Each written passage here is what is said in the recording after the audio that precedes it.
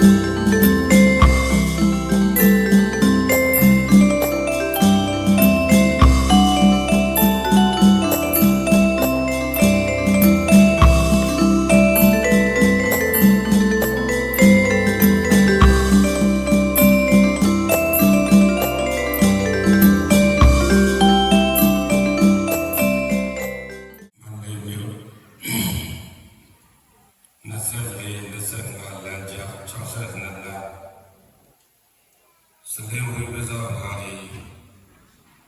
သာသနာ့အတွင်းစီရင်ချက်ပါတော့မာလိတာ